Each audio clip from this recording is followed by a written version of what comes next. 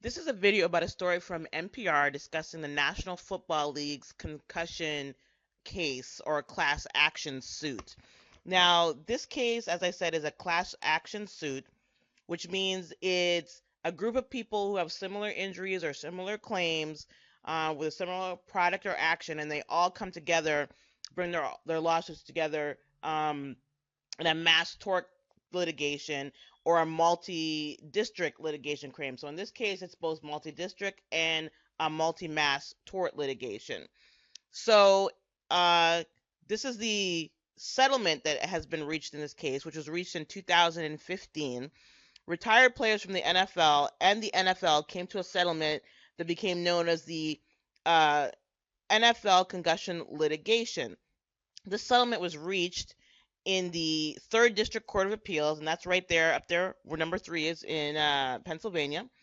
And this settlement involved former players who argued that the NFL covered up the links between playing football and degenerative brain diseases.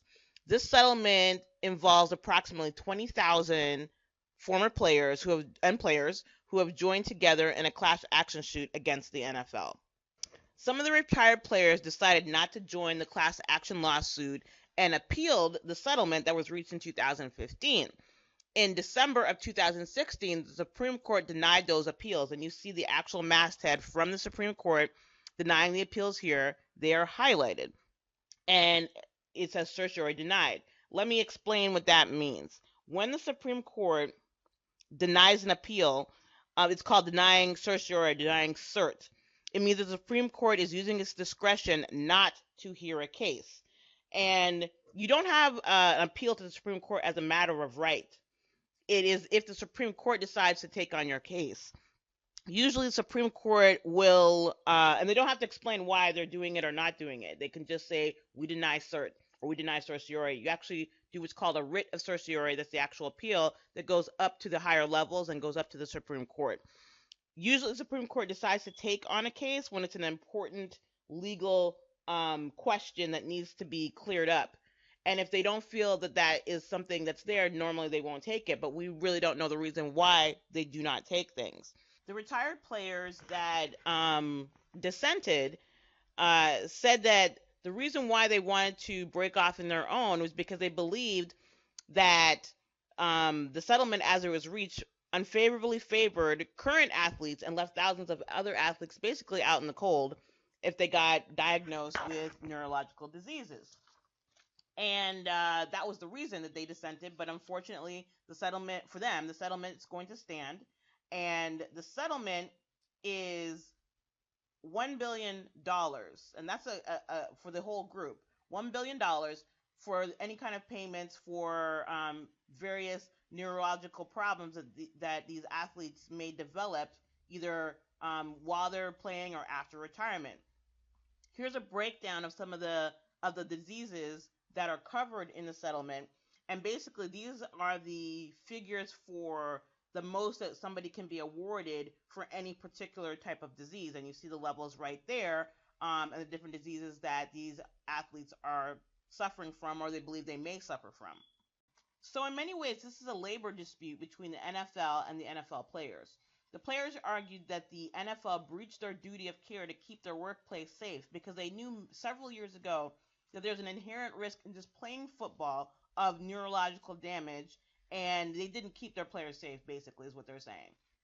As we know, employers have a duty of care to keep the workplace safe and to make sure that their employees are not being injured or taking risks of being injured, that they have certain practices that encourage that. And this is part of the NFL players' argument. The second part of this that makes it interesting is that NFL players are actually considered employees. Even though they have contracts, they are considered employees. When you look at the IRS factors, and we have them here, of how you determine if somebody's a contract employee or an actual employee, when you look at how the players are treated by the NFL, the NFL players fall on the employee side. They're just employees who have a contract and employees who also have what they call a collective bargaining agreement, which we will address further a little later on. The NFL's argument hinges on two particular things. They filed a motion to dismiss, saying, one, that players, you can't sue me in other realms, tort, what have you, because the National Labor Relations Act governs all of our activities.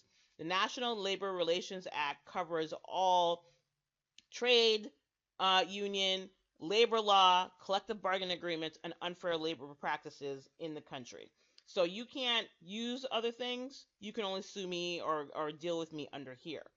Now, the second part deals with their collective bargaining agreements. As we know, the NFL players have specific contracts, but there's also what they call a collective bargaining agreement, which basically governs the responsibilities between all players and the NFL. And that also includes the safety procedures and safety protections that players are under. So the NFL argued that the collective bargaining agreement specifically delineates what obligations the NFL has, and that's it. So once I give you that collective bargaining agreement, I don't owe you anything else.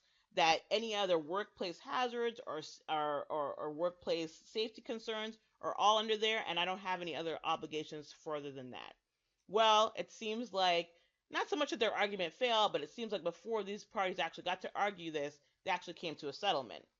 Now that the other cases that were arguing against the settlement have been denied, it seems as if this particular argument is at least done for the time being.